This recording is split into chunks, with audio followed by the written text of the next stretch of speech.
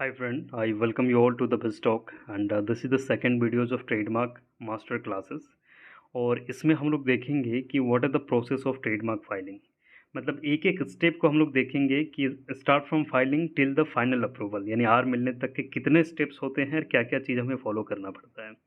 आप देख सकते हो इस पूरे चार्ट को कि कितने लंबे चौड़े प्रोसेस होते हैं, कितने लंबे चौड़े स्टेप्स होते हैं, सबको हमें फॉलो नेविगेट करते हुए आर तक पहुंचना होता है, यानी फाइनल रजिस्ट्रेशन लेना होता है।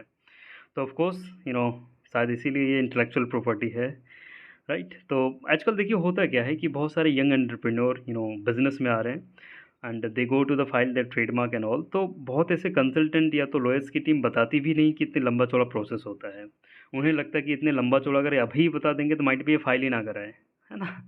तो चलिए वैसा कुछ नहीं है। Our first priority is to let them understand और educate each and everything regarding the trademark. इससे क्या होगा कि आप लोगों को एक अच्छी अंडरस्टैंडिंग होगी regarding the trademark and the it's process.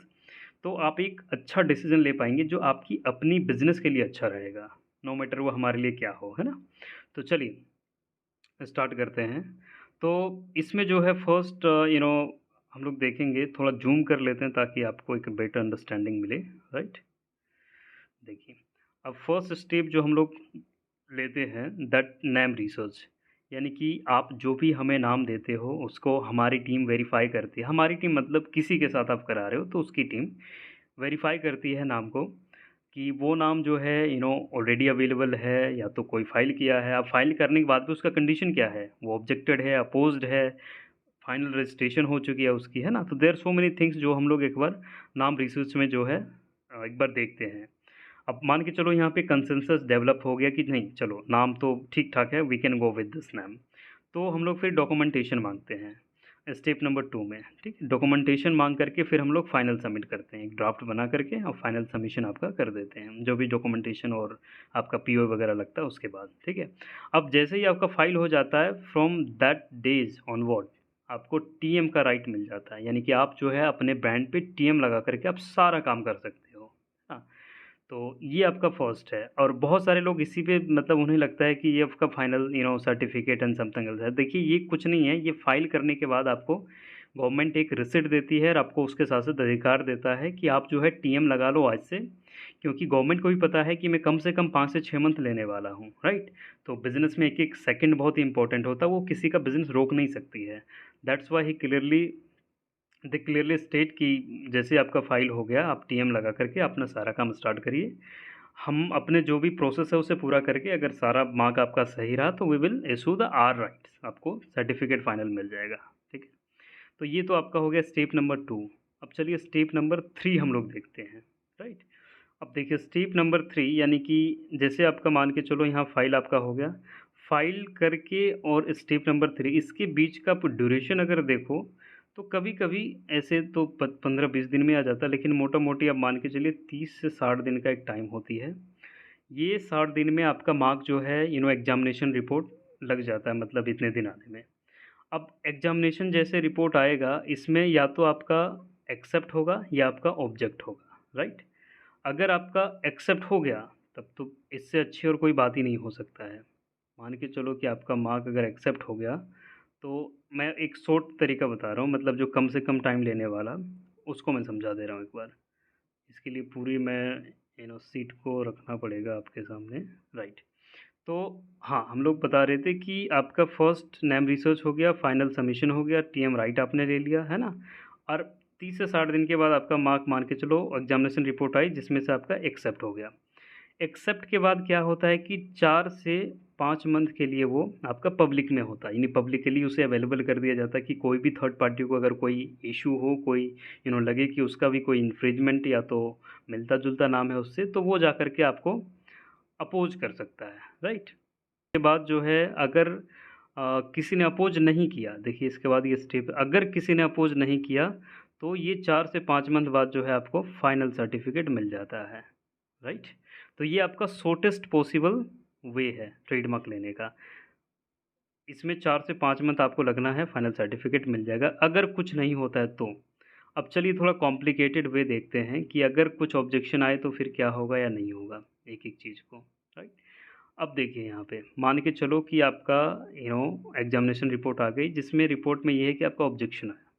अब ऑब्जेक्शन भी बहुत तरह का, सेक्शन 9 है, 11 है, वो तो देखना पड़ता है जब भी आता है। हमारे को लगभग 30 दिन का टाइम मिलता है, 30 डेज़ का। जैसे ही ऑब्जेक्शन आता है उसके बाद 30 डेज़ का टाइम मिलता है हमें रिप्लाई करने का। और जैसे ही हम लोग रिप्लाई करते हैं तो यहाँ पे 2 कंडीशन इमर्ज होता है। फर्स्ट कंडीशन, रिप्लाई के बाद हमारा एक्सेप्ट हो जाएगा, या तो रिप्लाई के बाद हमारा हेयरिंग में पुट कर देगा, है ना। ये मोटा मोटी 2 से 3 मंथ के अंदर हमें पता चल जाता है कि हमारे साथ क्या होने वाला है। मान के चलो कि रिप्लाई के बाद अगर रिप्लाई के बाद एक्सेप्ट हो गया, तब तो फिर वेल एंड गुड, फिर आप डायरेक्ट यहाँ पे 4 मंथ पब्लिक के लिए जाएगा। पब्लिक में अगर कोई अपोज नहीं किया तो फिर फाइनल आपको आर मिल जाएगा। पब्लिक में गया, कोई अपोज नहीं किया तो फाइनल आपको आर मिल जाएगा। और अगर अगर मान के चलिए कि आपका हेयरिंग में गई, तो हेयरिंग में जाने के बाद फिर हेयरिंग का डेट अलॉट होगा। डेट मान के चलो, इसमें अगर टाइम अगर देखा जाए तो 12 से 18 मंथ का टाइम रहता है जनरली, जो ये लेता है, राइट। तो 12 से 18 मंथ में हमें वो डेट देता है कि कब आपकी हेयरिंग होनी है। और हेयरिंग होने के बाद फिर आपका 2 कंडीशन आता है, या तो वो एक्सेप्ट कर लेते हैं या आपको रिफ्यूज़ कर देती है। अगर एक्सेप्ट कर लिया तो फिर वही 4 मंथ या 5 मंथ पब्लिक के लिए जाएगा। अगर कोई अपोज नहीं किया तो फिर वो आपको फाइनल सर्टिफिकेट दे देगा। और अगर आपका रिफ्यूज हो गया तो फिर मार्क यहीं पे आपका द एंड हो गया, यानी कि आपको अगर फिर से अगर करना है तो दूसरी मार्क फाइल करना पड़ेगा। तो ये आपकी ये रह गया, ठीक है। अब इसमें देखते हैं कि अपोजिशन का क्या रोल है। अब आप मान के चलिए कि आपका जो शॉर्टेस्ट पॉसिबल था कि नेम रिसर्च हुआ, फाइनल सबमिशन आपने करा दिया, एग्जामिनेशन रिपोर्ट आ गया जिसमें आपका एक्सेप्ट हो गया। एक्सेप्ट के बाद पब्लिक में गया, वहाँ भी कोई अपोज नहीं किया तो आपको फाइनल सर्टिफिकेट मिल गया। ये एक शॉर्टेस्ट पॉसिबल टाइम वे था पाने का। दूसरा आपका है कि आपका चलिए एक्सेप्ट हो गया, एक्सेप्ट के बाद आप पब्लिक में गया। अब पब्लिक में जाने के बाद किसी ने उसे अपोज कर दिया, ठीक है। अब अपोज जैसे ही होता है तो अपोज होने के बाद जो है हमें 60 डेज़ का हमें टाइम मिलता है कि विद इन 60 डेज़ हमें जो भी पार्टी हमें अपोज करी रहती है उसे हमें रिप्लाई देना होता है।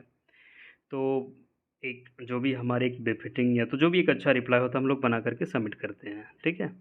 सबमिट करने के बाद फिर हमें वेट करना होता है क्या वो काउंटर रिप्लाई कुछ देता है। अगर उसे लगता है कि नहीं, जो रिप्लाई आपने दिया वो जेन्युइन है, वो आपका चलो कोई दिक्कत नहीं है हमारे मार्क्स को, अगर वो ऐसा सोचता है तब वो आपको फिर कोई रिस्पॉन्ड नहीं देगा। आपको जो है वो मोटा मोटी 60 डेज़ का या तो समथिंग एल्स टाइम रहता है। अगर कोई वो रिवर्ट नहीं आता तो फिर आपका जो है वो फाइनल सर्टिफिकेट आपको इशू कर देता है, यानी कि आर आपको मिल जाता है। अब मान के चलिए कि उसे लगता है कि नहीं, वो फिर अब आपका जो है काउंटर रिप्लाई भी अगर करता है वो, आपका जो रिप्लाई सबमिट होने के बाद फिर वो काउंटर रिप्लाई करता है, फिर जा कर के आप भी अपने जो भी रिपोर्ट्स हैं सबमिट करते हैं। तो ऐसा अगर थोड़ा सा आगे बढ़ता है तो फिर हेयरिंग पे जाते हो मैटर। हेयरिंग पे जाने के बाद फिर वो आपका 2 कंडीशन होता है, या तो हेयरिंग पे आपका मार्क अगर स्ट्रॉन्ग रहेगा, या तो जो भी आपको अपोज किया और आपने आपका दोनों मार्क में एक सब्सटेंशियल डिफरेंसेस देखा जा सकता है, या कोई भी मतलब चीज़ों को अलग किया जा सकता है, ऐसा अगर पॉसिबिलिटीज़ है, अगर एक दूसरे का ब्रांड वैल्यू का कोई हार्म नहीं पहुंच रहा है, तो फिर आपको या तो वो अप्रूव कर देगा।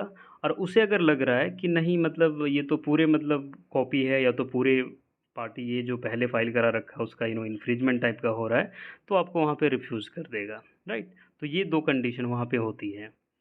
तो ये था एक ओवरऑल अंडरस्टैंडिंग कि कैसे जो है हम ट्रेडमार्क को फाइल करते हैं, क्या क्या कंडीशन होता है।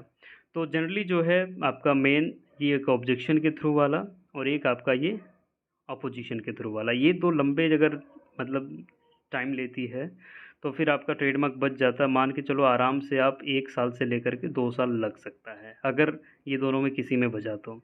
और अगर आपका सीधा मतलब ये दोनों में से कहीं नहीं बचा, डायरेक्ट आपका एक्सेप्ट हुआ, उसका पब्लिक गया, no opposition, then the final, तो इसमें मान के चलो 5 मंथ से 6 मंथ आप हार्डली, इससे ज़्यादा नहीं लगेगा, आपको फाइनल सर्टिफिकेट मिल जाएगा। तो दिस वाज अ ब्रीफ, मैं कह सकता हूँ इसको, हालांकि थोड़ा सा लेंदी हो गया, but it was very very important to let you understand everything. तो ये आपका था ट्रेडमार्क का प्रोसेस के बारे में। तो देखिए प्रोसेस ऑफ कोर्स थोड़ा लेंदी है, बट अगर इसे अच्छा डेलीगेटली अगर किया जाए तो इट्स ओके। नाम अगर अच्छा से आपको सजेस्ट कर दिया जाए तो कोई दिक्कत नहीं, आपका हो जाता है।